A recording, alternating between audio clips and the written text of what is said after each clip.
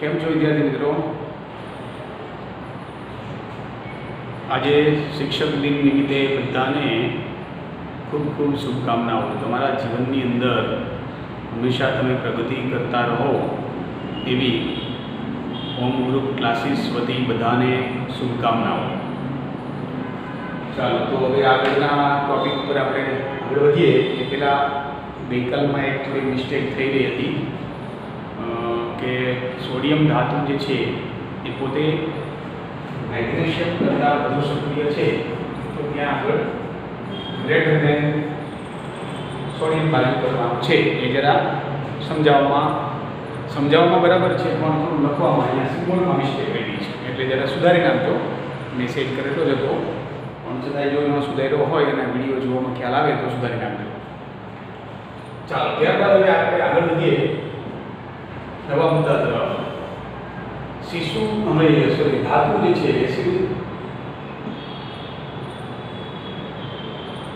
ધાતુઓ એસિડ સાથે પ્રક્રિયા કરે ત્યારે શું થાય? ચાલો ત્યાં આપણે પૂછ્યા, તમને યાદ છે ત્યાં સુધી? ચાલો તમે પહેલા જ શીખી ગયા છો કે ધાતુ એસિડ સાથે પ્રક્રિયા કરી ક્ષાર અને હાઇડ્રોજન વાયુ આપે છે. ચાલો તો એની સામાન્ય પ્રક્રિયા શું થશે? ભાઈ ધાતુ વત્તા એસિડ gives ધાતુ ક્ષાર અથવા ક્ષાર લખો પણ ચાલે અને ડાયહાઇડ્રોજન વાયુ. આ સામાન્ય પ્રક્રિયા થઈ ગઈ કે કોઈ પણ ધાતુ આવી રીતે પ્રક્રિયા કરે. પણ શું બધી જ ધાતુ આવી રીતે પ્રક્રિયા કરી શકે? આપણે જે ટોપિક સમજીએ છીએ અને ફરીથી હું પુનરાવર્તન કરું છું કે આ આપણો ટોપિક છે એ ધાતુઓની પ્રક્રિયાતાને સમજવાનો છે કે કઈ ધાતુ વધારે પ્રક્રિયક છે અથવા તો પ્રતિક્રિયાત્મકતા દર્શાવે છે અને કઈ ધાતુ એનાથી ઓછી પ્રતિક્રિયાત્મકતા દર્શાવે છે. તો એના વિશેની આપણે સમજ કેળવીએ છીએ. ચાલો તો એના વિશેની વાત કરીએ આપણે. પ્રવૃત્તિના માટે સામાન્ય પ્રક્રિયા આપી કે ધાતુ વત્તા મંદ એસિડ બરાબર ક્ષાર વત્તા હાઇડ્રોજન વાયુ. પરંતુ શું તમામ ધાતુઓ સમાન રીતે વર્તે, સમાન રીતે બધી ધાતુઓ આવી જ પ્રક્રિયા આપે? જરૂરી નથી. ચાલો એના માટેની પ્રવૃત્તિ છે સોડિયમ અને પોટેશિયમ સિવાયના ધાતુઓના નમૂના ફરી એકત્રિત કરી અને એને સૌપ્રથમ કાચ પેપર વડે ઘસી શુદ્ધ કરી દેવાના, જેથી કરીને ઉપરનો જે ઓક્સાઇડનું પડ હોય એ દૂર થઈ જાય અને સીધી જે એસિડ સાથે પ્રક્રિયા કરી છે. નમૂનાઓને મંદ હાઇડ્રોક્લોરિક એસિડ ધરાવતી કસરણીમાં અંદર મૂકવાના છે અને થર્મોમીટરની મદદથી એને તાપમાન માપવાનું છે. તો કોઈ પ્રક્રિયા દરમિયાન તાપમાન વધે છે પ્રક્રિયાને લીધે કે લઈ લો અથવા તો એની અંદર થતું રિએક્શન જે છે એ પણ તમારે નિહાળવાનું છે. ચાલો ત્યારબાદ ધ્યાનપૂર્વક પરપોટા ઉપર ઉત્પન્ન થવાના દરનું અવલોકન કરો કે કઈ કસનળીની અંદર સૌથી વધુ પ્રમાણમાં પરપોટાઓ ઉત્પન્ન થાય છે. કઈ ધાતુ મંદ હાઇડ્રોક્લોરિક એસિડ સાથે ઉગ્ર ઝડપી પ્રક્રિયા આવે છે, કઈ ધાતુઓ સાથે તમે મહત્તમ તાપમાન નોંધવું અને ધાતુઓ તેમની મંદ એસિડ પ્રત્યેની પ્રતિક્રિયાત્મકતાના ઉતરતા ક્રમમાં ગોઠવો. હવે વિદ્યાર્થી મિત્રો આપણી પાસે તો પ્રયોગના સાધનો નથી, પણ હવે થિયરિકલ આપણે એને સમજવાનો પ્રયત્ન કરીએ કે મેગ્નેશિયમ, એલ્યુમિનિયમ, ઝિંક અને લોખંડ એની મંદ સલ્ફ્યુરિક એસિડ સાથેની પ્રક્રિયાઓના સમીકરણો લખો. ચાલો તો સમીકરણો જે છે તમારે લખવાના કીધા છે. એમાં સૌપ્રથમ મેગ્નેશિયમ, હું એક પ્રક્રિયાનું ઉદાહરણ તમને સમજાવું છું, બાકીના પ્રક્રિયાના ઉદાહરણ તમારે જાતે લખવાના છે. ચાલો એમાં મેગ્નેશિયમની મંદ સલ્ફ્યુરિક એસિડ એટલે કે સલ્ફ્યુરિક એસિડનો અણુ છે H2SO4, એની સાથેની પ્રક્રિયા જો કરવામાં આવે તો હમણાં કીધું એમ ક્ષાર અને ડાયહાઇડ્રોજન વાયુ. હવે ડાયહાઇડ્રોજન વાયુ શરૂ કરી દઈએ તો H2 ગેસ ફોર્મમાં જતો પડી જાય. હવે બાકી શું હોય? કે Mg અને SO4, Mg+2 છે અને SO4 -2 છે, બંનેની સંયોજકતા 2 છે. માટે શું થશે? અહીંયા આગળ અણુસૂત્ર MgSO4. રાસાયણિક પ્રક્રિયા સંતુલિત જ છે અને સંતુલિત કરવાની પણ જરૂર નથી. ચાલો હવે આ જ પ્રક્રિયા મેગ્નેશિયમના સ્થાને શું લખવાનું? Aluminium sulphuric acid aluminium sulphate, અણુસૂત્ર બદલાશે વિદ્યાર્થી મિત્રો યાદ રાખજો, અને હાઇડ્રોજન વાયુ. ચાલો એ રીતે ઝીંક અને લોખંડ ત્રણેય મેગ્નેશિયમના સ્થાને લેવાના છે અને ફરીથી એ પ્રક્રિયા તમારે જાતે લખવાની છે. ચાલો ત્યારબાદ પછીનો ટોપિક છે જ્યારે ધાતુની નાઇટ્રિક એસિડ સાથેની પ્રક્રિયા થાય ત્યારે હાઇડ્રોજન વાયુ ઉત્પન્ન થતો નથી. હવે આ અગત્યનો મુદ્દો છે, નોંધવા જેવી બાબત પણ છે. શા માટે? કારણ 2 ગુણનો પ્રશ્ન પૂછાય. ચાલો તો હવે એનું કારણ જે છે એ બતાવવાનું છે. શું કારણ છે? ભાઈ નાઇટ્રિક એસિડ એ પ્રબળ ઓક્સિડેશન કરતા છે. વિદ્યાર્થી મિત્રો, ઓક્સિડેશન કરતા વિશે ધોરણ 9 માં તમે ભણી ગયા છો. ઓક્સિડેશન કરતા, રિડક્શન કરતા, ઓક્સિડેશન, રિડક્શન આ બધું ભણી ગયા છો. ચાલો, તો ઓક્સિડેશન કરતા એટલે શું? તો કે કોઈ બીજા પદાર્થ જે છે એનું ઓક્સિડેશન કરે તો એ ઓક્સિડેશન કરતા કહેવાય. તો અહીંયા નાઇટ્રિક એસિડ એવો પદાર્થ છે કે જે પ્રબળ ઓક્સિડેશન કરતા છે, એટલે જે ઉત્પન્ન થતો H2 હોય એનું ઓક્સિડેશન કરી નાખે. હવે હાઇડ્રોજનનું ઓક્સિડેશન કરી નાખશે તો પરિણામ સ્વરૂપ શું બની જશે? પાણી બની જશે. એટલે અને પાણી ઉત્પન્ન થાય છે અને પોતે કોઈ પણ નાઇટ્રોજન ઓક્સાઇડમાં રૂપાંતરિત થઈ જાય. કોઈ પણ નાઇટ્રોજન ઓક્સાઇડ એટલે નાઇટ્રોજન જે છે એ છૂટો પડવાનો ને, તો એ નાઇટ્રોજન ઓક્સાઇડ જે છે કોઈ પણ સંયોજન સ્વરૂપે N2O, NO, NO2 nitrous oxide, nitric oxide, nitrogen dioxide કોઈ પણ સ્વરૂપે છૂટો પડે છે. પરંતુ મેગ્નેશિયમ, હવે નોંધવા બીજી બાબત, મેગ્નેશિયમ અને મેંગેનીઝ બે ધાતુઓ એવી છે, બંને પાસે થાય છે. મેગ્નેશિયમ અને મેંગેનીઝ એ ખૂબ જ મંદ નાઇટ્રિક એસિડ સાથે પ્રક્રિયા કરી અને ડાયહાઇડ્રોજન અણુ ઉત્પન્ન કરે છે. આ એક વિશિષ્ટ બાબત ગણી શકાય. ઓકે, તમે પ્રવૃત્તિની અંદર જોયું છે, ચોક્કસપણે અવલોકન કર્યું છે કે મેગ્નેશિયમના કિસ્સામાં પ્રકોટા ઉત્પન્ન થવાનો દર સૌથી વધુ હતો. એનો મતલબ શું થયો? મેગ્નેશિયમ સૌથી વધુ સક્રિય છે. એનાથી એલ્યુમિનિયમમાં ઓછા પ્રકોટા ઉત્પન્ન થાય છે, એનાથી ઓછા ઝીંકમાં અને એનાથી ઓછા Fમાં. તો એનો ક્રમ જે છે આ રીતે બને છે. કોપરના કિસ્સામાં પ્રકોટા ઉત્પન્ન થતા નથી. આ ઉપરાંત અને તાપમાનમાં પણ કોઈ ફેરફાર થતો નથી. એ એવું દર્શાવે છે કે કોપર જે છે એ મંદ હાઇડ્રોક્લોરિક એસિડ સાથે પ્રક્રિયા આપતો નથી.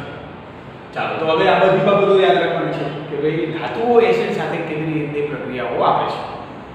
ચાલો, હવે જાણો જે બાબત ખૂબ જ અગત્યની, તમને પણ ભવિષ્યમાં કામ લાગશે એવી બાબત છે. અને ઘણી વખત કેટલાક લોકો છેતરાઈ જાય છે સોનાની શુદ્ધતાને કારણે, અથવા તો ઘરે આવે છે ઘણી વખત કે અમે લાવો તમારું સોનું જે છે એકદમ ચકમકતું કરી આપીએ, નવું જેવું કરી આપીએ. તો અહીંયા આગળ છે એક્વારિઝિયા, જેને કહેવામાં આવે છે રોયલ વોટર, રોયલ પાણી. એના માટે લેટિન શબ્દ છે એક્વારિઝિયા. એ સાંદ્ર હાઇડ્રોક્લોરિક એસિડ અને સાંદ્ર નાઇટ્રિક એસિડ એનું 3:1 પ્રમાણનું મિશ્રણ છે. વિદ્યાર્થી મિત્રો, આ મહત્વનો મુદ્દો છે, તો ધ્યાન રાખજો. ઘણી વખત સામાન્ય જે સ્કૂલની પરીક્ષાઓ છે એમાં પૂછાય છે આપણે જે છે શું તમે જાણો છો? એક પ્રશ્ન બોર્ડમાં પૂછાય છે, બહુ ઓછી છે પણ છતાંય વાંચી લો. તો સાંદ્ર હાઇડ્રોક્લોરિક એસિડ અને સાંદ્ર નાઇટ્રિક એસિડનું 3:1 ગુણોત્તરમાં તાજું તૈયાર કરેલું મિશ્રણ એ જે સોનાને ઓગાળી શકે છે. એટલે સોનું તમે એની અંદર નાખો એટલે ગયું પીગળી જાય.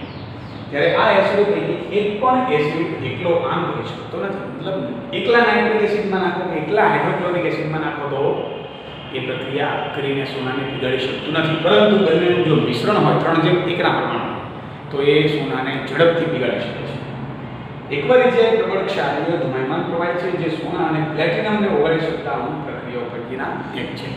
એટલે સોનું અને પ્લેટિનમ બંને ધાતુઓને સહેલાઈથી પીગાળવાનું, ઓગાળવાનું જે કામ છે, દ્રાવ્ય કરવાનું કામ જે છે, આવું એક્વારિઝિયા અથવા રોયલ વોટર તરીકે ઓળખવામાં આવે છે. ચાલો, તો અહીંયા એસિડની આધારે પણ આપણે સક્રિયતાનો ક્રમ જે છે જોઈ શકાય કે એસિડ સાથેની ધાતુની પ્રક્રિયા થાય તો એને લીધેનો ચડતો ક્રમ કે ઉતરતો ક્રમ શું હોઈ શકે. ચાલો, એની વાત કરીએ. હવે આગળનો એના પછીનો ધાતુ અન્ય ધાતુના ક્ષારના દ્રાવણ સાથે કેવી રીતે પ્રક્રિયા કરે છે. ધાતુઓ અન્ય ધાતુના ક્ષારના દ્રાવણ સાથે, મતલબ ક્ષારનું દ્રાવણ છે એની અંદર કોઈ અન્ય ધાતુ નાખવામાં આવે તો કેવી રીતે પ્રક્રિયા થાય છે. ચાલો, એનું ઉદાહરણ આપણે જોયું. તાંબાનો એક શુદ્ધ તાર અને લોખંડની એક ખીલી લેવો. કસ્ટડીમાં તાંબાના તારને આયર્ન સલ્ફેટના દ્રાવણ, આયર્ન સલ્ફેટ એટલે FeSO4, અને લોખંડની ખીલીને કોપર સલ્ફેટના દ્રાવણમાં નાખવાનું છે. હવે કોપર સલ્ફેટનું દ્રાવણ એટલે CuSO4, જેને આપણે મોર તત્વ કહીએ છીએ. કોઈ મોર તત્વના દ્રાવણની અંદર નાખવાનું છે. 20 મિનિટ સુધી રાખીને પ્રક્રિયા થાય એની રાહ જોવાની છે, અવલોકન કરવાનું છે. ચાલો, તો હવે આ વિસ્થાપન પ્રક્રિયા જે છે ધોરણ 9 માં શીખી ગયા છો. અગાઉ જ કીધું છે તમને કે આ પ્રક્રિયા એ વિસ્થાપન પ્રક્રિયાનું ઉદાહરણ છે. તો વિસ્થાપન પ્રક્રિયા તો તમને બધાને ખબર છે કે કોઈ ઓછી સક્રિય ધાતુના દ્રાવણમાં, ક્ષારના દ્રાવણમાં જો વધુ સક્રિય ધાતુ ઉમેરવામાં આવે તો એ ઓછી સક્રિય ધાતુને દૂર કરી દે છે અને પોતે એ ક્ષારના ઋણાયન સાથે જોડાઈ જાય છે. એટલે ચાલો, તો અહીંયા આગળ કઈ કસ્ટડીમાં તમને પ્રક્રિયા થઈ ગઈ છે એવું જાણવા મળે છે. કયા આધાર પર તમે કહી શકશો કે ખરેખર પ્રક્રિયા થઈ છે? શું તમે પ્રવૃત્તિઓ જે છે એના ઉપરથી અવલોકનો વચ્ચેનો કોઈ સહસંબંધ સ્થાપિત કરી શકો છો અને થયેલી પ્રક્રિયા માટે સંતુલિત રાસાયણિક સમીકરણ લખો. અને પ્રક્રિયાના પ્રકારનું નામ તો ખબર પડી ગયું. મેં તમને હમણાં કીધું કે આ પ્રક્રિયાનું નામ શું છે? વિસ્થાપન પ્રક્રિયા. ચાલો ફરીથી આપણે યાદ કરીએ કે આ વિસ્થાપન પ્રક્રિયામાં શું કરવાનું હતું? પ્રવૃત્તિને ફરી યાદ કરીએ. તાંબાનો એક શુદ્ધ તાર લઈ એ તારને, તાંબાના તારને આયર્ન સલ્ફેટના દ્રાવણમાં નાખવાનું છે. ચાલો, તાંબાનો તાર અને આયર્ન સલ્ફેટનું દ્રાવણ FeSO4 તો શું થશે? તમે જાણો છો બધા વિદ્યાર્થીઓ. હવે અહીંયા આગળ જે છે કોપર એ પોતે FeSO4 ના દ્રાવણમાં કોઈ જ અસર નિપજાવતું નથી. મતલબ કે FeSO4 નું દ્રાવણ એનું એમ જ રહે છે અને કોપર જે છે એ ધાતુ એમની એમ જ રહે છે. મતલબ કે કોઈ રિએક્શન થતું નથી. તો આના ઉપરથી શું સાબિત થયું? Fe is more creative than Cu. મતલબ કે Fe ની પ્રતિક્રિયાત્મકતા, સક્રિયતા કોપર કરતાં વધુ છે. ખ્યાલ આવી ગયો? ચાલો, બીજું શું કીધું છે એના સિવાય? કે ભાઈ લોખંડની ખીલીમાં કોપર સલ્ફેટના દ્રાવણ નાખવાનું છે. ચાલો, હવે લોખંડની ખીલી F એને કોપર સલ્ફેટના દ્રાવણ નાખવાનું ઊંધું કરવાનું છે. હવે શું કીધું? પહેલા શું કીધું આપણે? આયર્ન સલ્ફેટના દ્રાવણમાં કોપરનો તાર નાખ્યો. હવે કોપર સલ્ફેટના દ્રાવણમાં લોખંડનો તાર રાખવાનો અથવા ખીલી નાખવાની. ચાલો, તો શું થાય છે? તો કે સામાન્ય રીતે જે છે આ પ્રક્રિયા વિસ્થાપન પ્રક્રિયા થાય છે.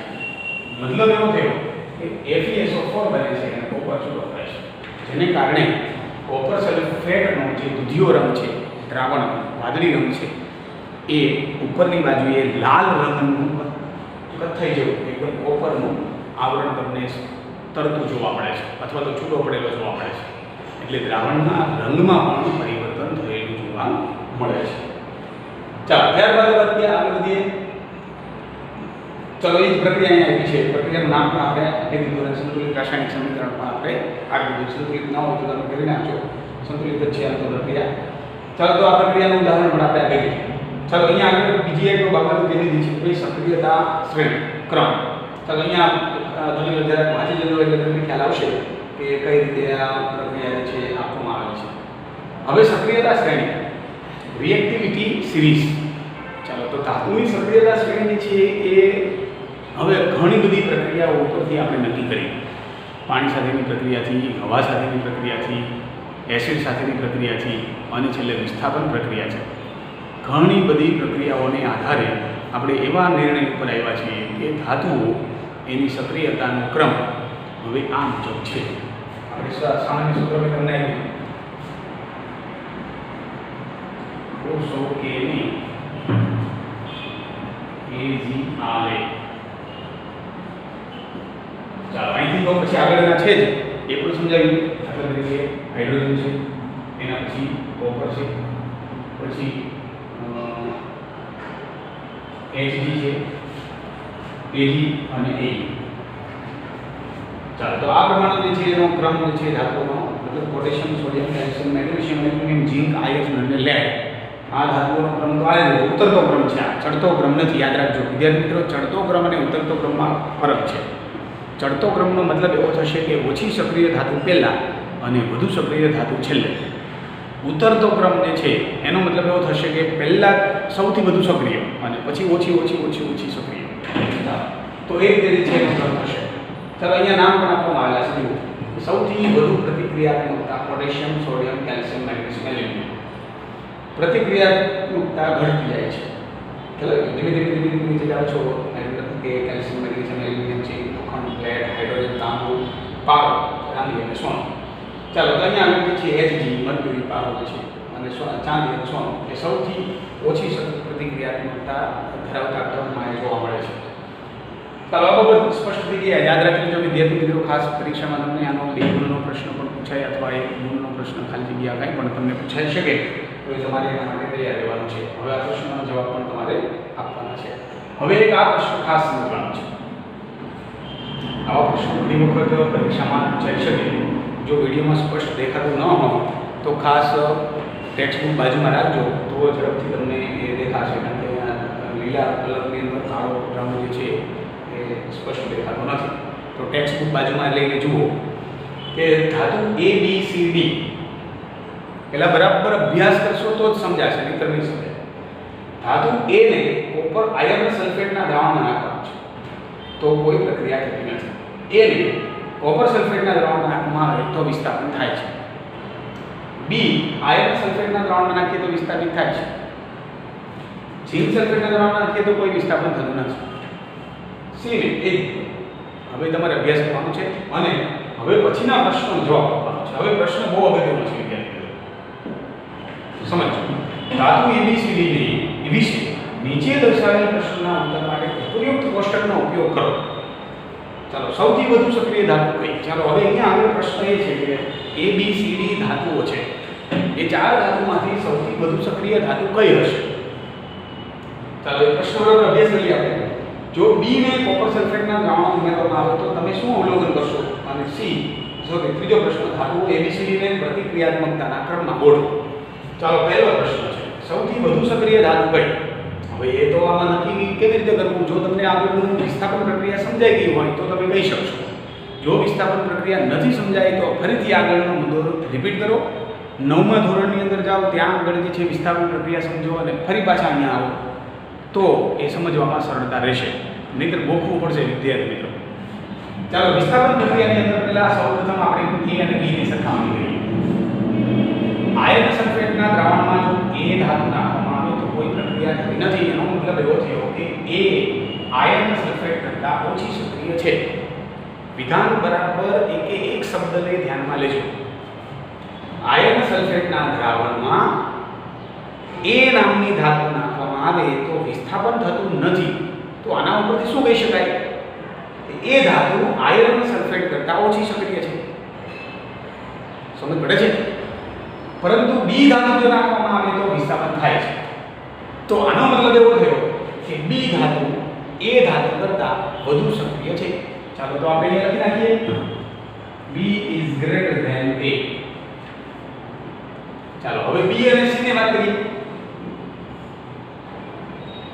ચાલો, તો B અને C ની વાત કરીએ તો B અને C. ચાલો, B જે છે એ જો આયર્ન સલ્ફેટના દ્રાવણમાં વિસ્થાપન કરે છે, પરંતુ C ધાતુ વિસ્થાપન કરતું નથી. ચાલો, અહીંયા જોઈએ. અહીંયા આગળ જે છે બીજો કોઈ ડિફરન્સ જોવા મળતો નથી. મતલબ એવો થયો કે B જે છે એ C કરતાં વધુ સક્રિય છે. B વધુ સક્રિય છે. ચાલો, આનો મતલબ એવો થાય. આવી ગયું? ચાલો, તો હવે A અને B, A અને C ને જોઈએ. A અને C ને જોઈએ તો ભાઈ A ની અંદર જુઓ તો આમાં તો બેમાં સરખું છે, કોઈ પ્રક્રિયા થતી નથી, કોઈ પ્રક્રિયા થતી નથી. કોપર સલ્ફેટની અંદર વાત કરીએ તો કોપર સલ્ફેટમાં વિસ્થાપન થાય છે, પરંતુ કોપર સલ્ફેટ C ધાતુ જે છે કોઈ વિસ્થાપન પ્રક્રિયા કરી શકતું નથી. મતલબ એવો થયો કે A ધાતુ C કરતાં વધુ સક્રિય છે. તો A ધાતુ C કરતાં વધુ સક્રિય છે. હવે વાત રહી C અને D. તો C અને D ની અંદર જુઓ તો છેલ્લું C ધાતુ સિલ્વર નાઇટ્રેટનું વિસ્થાપન કરી શકે છે, પરંતુ D ધાતુ સિલ્વર નાઇટ્રેટનું વિસ્થાપન કરી શકતી નથી. તો એનો મતલબ એવો છે કે C ધાતુ D કરતાં વધુ સક્રિય છે. ચાલો, તો સક્રિયતાનો ક્રમ જે છે આપણને મળી B A C D. વિદ્યાર્થી મિત્રો, આ બાબતને બરાબર વ્યવસ્થિત સમજીને જો તમને આ બાબત છે ધાતુના નામ આપેલા હોય તો તમે સરળતાથી જવાબ આપી શકો.